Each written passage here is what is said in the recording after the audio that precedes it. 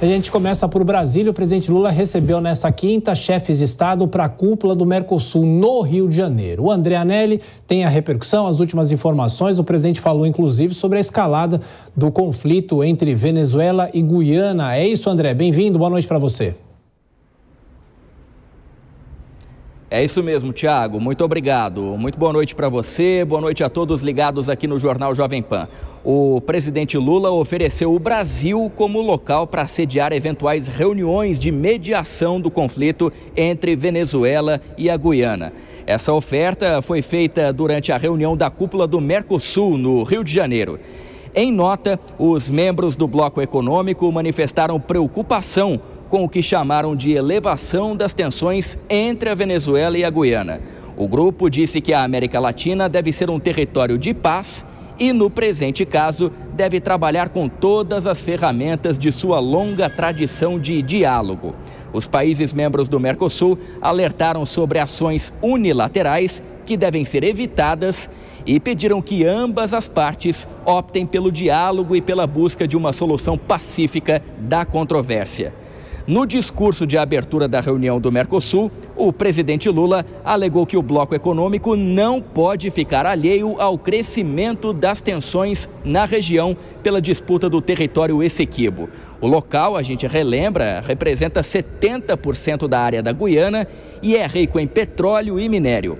O presidente voltou a fazer críticas a um possível conflito armado entre a Venezuela e a Guiana, lá no norte da América do Sul, e disse mais uma vez que o continente não precisa de guerra.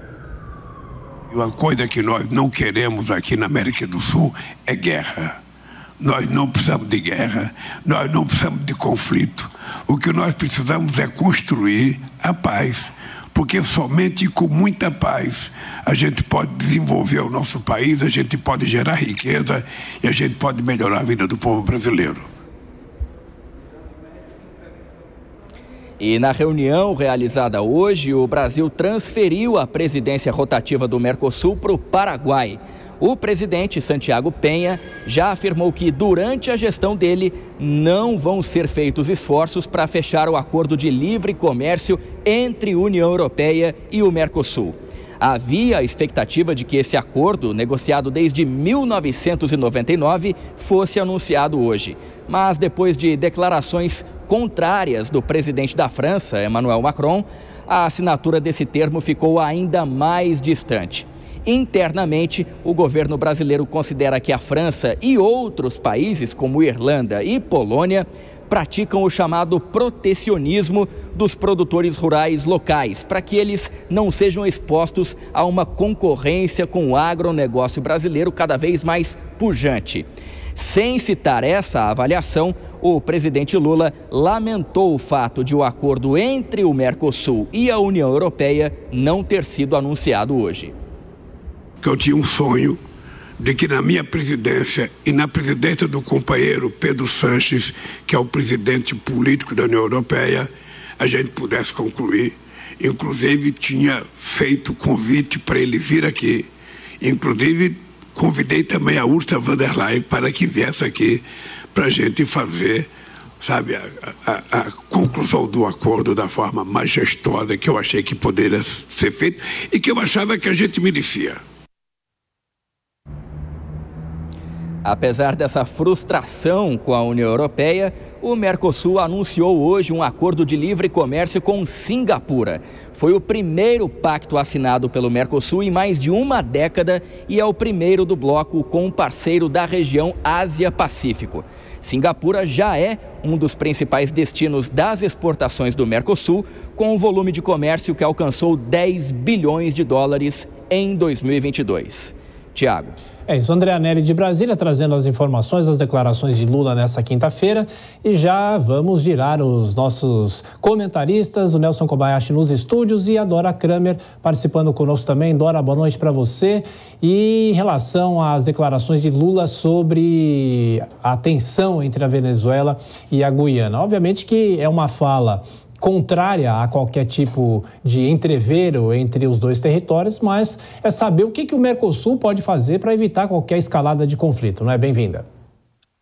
Boa noite, Tiago. Boa noite, Kobayashi. Boa noite a todos. Pois é uma fala em que, evidentemente, o presidente Lula, obviamente, evita qualquer condenação ao Nicolás Maduro. Evidentemente, quando ele diz ninguém quer guerra, ninguém quer confusão, claro, no mundo ninguém quer guerra, ninguém quer confusão, mas quem criou foi o Maduro. A Guiana estava lá, tá certo?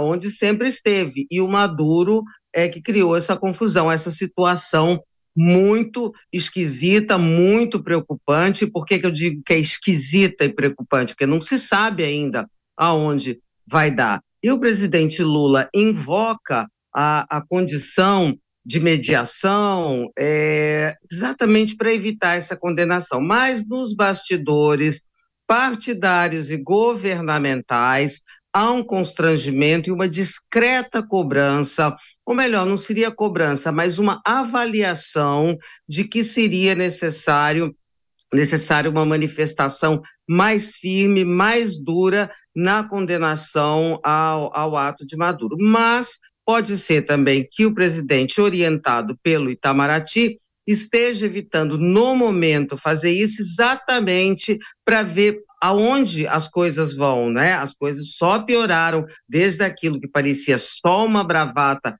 pré-eleitoral do Maduro, aí ele foi tomando uma atitude atrás da outra, depois do plebiscito, nomeando governador para um território que esse governador nem pode entrar, porque o território está lá, a Venezuela não invadiu, dando licença para exploração de petróleo, enfim, ninguém sabe para onde isso vai. Por isso, talvez que o presidente Lula talvez tenha optado, orientado pelo Itamaraty, a ficar um degrau abaixo. Nelson Kobayashi, é uma situação delicada naquela região e de que forma o Brasil deve se posicionar, levando em conta essa proximidade que o presidente Lula tem com a Venezuela? De duas maneiras, Thiago. Primeiro, internamente com o próprio Maduro e segundo, na diplomacia, dando recado, sendo mais firme na sua manifestação. Primeiro, boa noite a você, a Dora Kramer, a toda a audiência do jornal Jovem Pan. O presidente Lula é companheiro do Maduro. Eles têm uma ligação ideológica, isso não é segredo para ninguém, tanto que recebeu o Maduro no Brasil, tanto que são colegas de outras frentes, outros blocos aqui na América do Sul, como o CELAC, o UNASUR e tantos outros que têm a ideologia como ponto de identidade entre todos eles. Ou seja, o presidente Lula tem condições de falar diretamente com o Maduro para ele não prosseguir com essa ideia. Então, o primeiro passo é justamente o diálogo interno, a comunicação direta entre os dois líderes do Brasil, que é a maior potência, é o líder da América do Sul, como na economia, em território e em tudo que a gente já sabe, e em um segundo momento, se isso não der certo, se essa conversa direta não prosperar, aí sim com uma posição diplomática firme para todos os outros estados que estão assistindo a conduta do Brasil nessa situação. O Brasil tem que se manifestar firmemente contra a ideia do Nicolás Maduro de anexar o território da Guiana. Tem que colocar, sim, as Forças Armadas ali no território para defenderem, não um estado ou outro, mas defenderem a soberania de qualquer dos estados, inclusive o da Guiana, que tem menor relevância econômica e tudo que a gente sabe no contexto da América do Sul. Essa deveria ser a posição do Brasil nesse momento.